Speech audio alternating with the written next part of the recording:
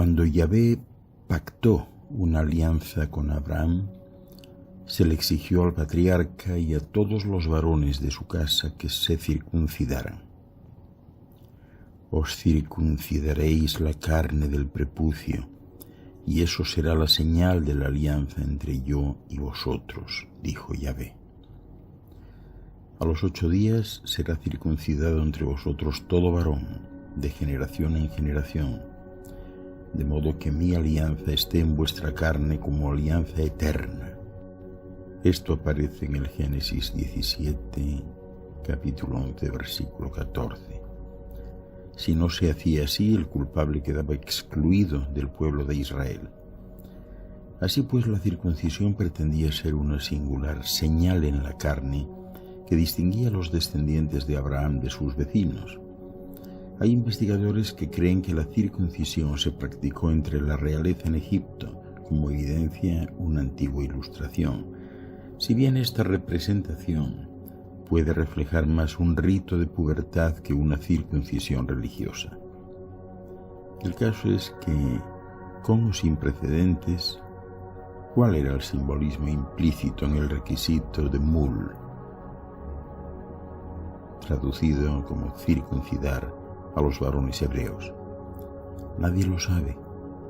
También resulta inexplicable el origen del término.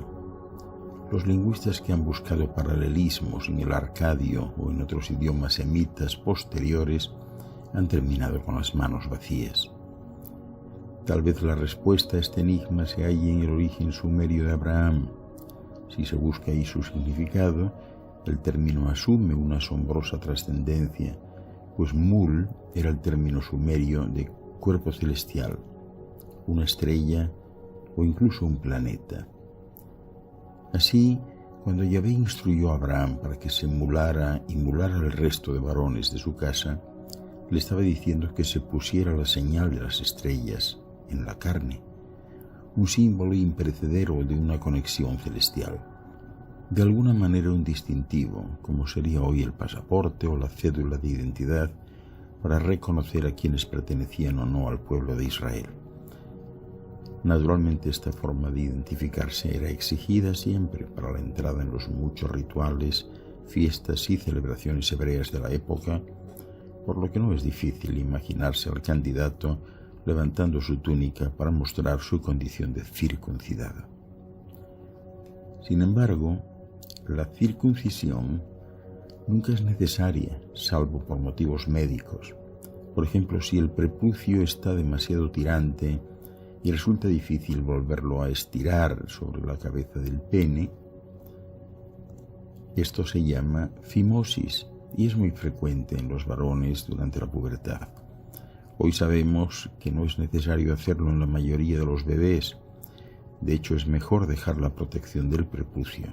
Así se llama a la piel que cubre la punta del pene y que es la que se corta durante la cirugía, y así evitar infecciones, accidentes y complicaciones o hasta incluso problemas durante la vida sexual de los adultos.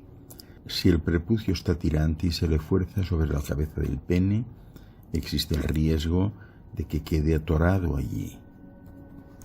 Esta afección se llama parafimosis y en general necesita atención médica de urgencia.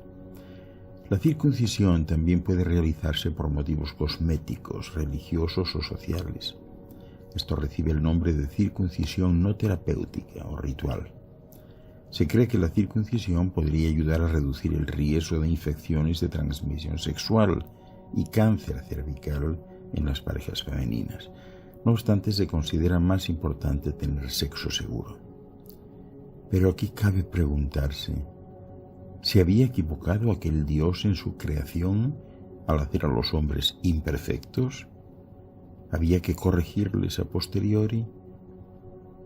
La historia de la circuncisión tiene su origen en los albores de la civilización. Según un bajo relieve sobre el sarcófago de Ankh-Mahor en Sáqara, parece que fueron los egipcios los primeros en retirar el prepucio. Se ha sugerido que los egipcios realizaban la circuncisión masculina como un ritual previo al ingreso en el sacerdocio. Lo que se comenta con menos frecuencia es el hecho de que En esta misma ilustración, lejos de participar voluntariamente, al menos a uno de los hombres se le somete por la fuerza. Sin embargo, quienes realmente hicieron de esta práctica su signo característico fue, por supuesto, el pueblo judío. Esclavos de los egipcios durante varios siglos, los hebreos adquirieron esta práctica de su estadía en el norte de África. La circuncisión judía, llamada Berit Milá, alianza de la palabra, es uno de los rituales principales del judaísmo, ni más ni menos que la señal que identifica el pacto que realizó Dios con Abraham y su descendencia al ser el pueblo elegido. Tiene tanta importancia que aún se recuerda el día que Abraham fue circuncidado a los 99 años junto con su hijo Ismael y 318 hombres de su clan. Ese día, llamado Yom Kippur, o Día del Perdón, es simplemente el día más santo y solemne de todo el año. Llama la atención el hecho de que se relate que el pacto fue con el pueblo de Israel, cuando en realidad, y habida cuenta que las mujeres de Israel carecían de toda consideración, el mencionado pacto fue en la práctica con los hombres de Israel exclusivamente. Según la tradición, la circuncisión tenía el objetivo de consagrar desde el nacimiento la vida de cada hombre al Señor y, por supuesto, recordarle este pacto cada día. Maimónides, filósofo judío del Renacimiento, opinaba que también tenía el objetivo secundario de recordarle a cada hombre que la existencia consagrada a Dios debía realizarse día a día, afirmando la supremacía del espíritu sobre los instintos y placeres de los sentidos. Según dice, este es el único medio para llegar a la perfección espiritual y material, condición indispensable para poder estudiar y comprender la Torá. La circuncisión ritual se realiza por la mañana, generalmente en casa, por un mohel u otro varón calificado. Si se lleva a cabo en la sinagoga, el padrino mantiene al niño sentado sobre la silla del profeta Elías, llamada el ángel de la alianza. Es un acto especial, eminentemente religioso, que comprende dos bendiciones, y es en esta ceremonia en la que también se le da nombre al niño. Pero la circuncisión no desapareció repentinamente con el surgimiento del cristianismo. De hecho, como los primeros cristianos eran de origen judío, la circuncisión siguió siendo parte del ritual religioso por un tiempo. No fue hasta el año 50 aproximadamente que Pablo de Tarso declaró en su carta a los Gálatas, parte del Nuevo Testamento, que la circuncisión no era necesaria para ser cristiano. De hecho, se consideraba que podría constituir un obstáculo para la conversión masiva a la cristiandad. En Arabia, la circuncisión precedió al Islam. Uno de los requerimientos de naturaleza religiosa era precisamente la circuncisión. Esta es mencionada en la poesía preislámica y en el Hadith, la palabra del profeta Mahoma. Cabe destacar, sin embargo, que en el Islam la circuncisión no es ordenada por el Corán. Asimismo, la circuncisión no es una práctica únicamente circunscrita al mundo occidental. Para la mayoría de las tribus africanas, la circuncisión es una ceremonia de iniciación a la masculinidad. Es el signo de dejar atrás la niñez para pasar a ser adulto. La circuncisión también es practicada por varias culturas aborígenes en las islas del Pacífico y en Oceanía. En tiempos modernos, las cosas han cambiado. Fue a partir de la segunda mitad del siglo XIX que la circuncisión tuvo su ingreso en el campo de la salud pública. Los médicos victorianos, deseosos de introducirla en la práctica cotidiana, buscaron razones pseudoantropológicas para explicar los orígenes de la operación. Más allá del rito, sugirieron que en realidad la circuncisión había sido utilizada como una práctica que promovía la higiene y la salud. Para entonces la circuncisión se había convertido en una verdadera práctica rutinaria en los Estados Unidos y se la consideraba una especie de panacea para una extensa gama de problemas médicos y sociales. En la década de 1870, Louis Sayre, un prominente cirujano ortopédico estadounidense, alegó lo exitosa que era la circuncisión para curar la parálisis y la inflamación femorotibial y para calmar la irritabilidad nerviosa.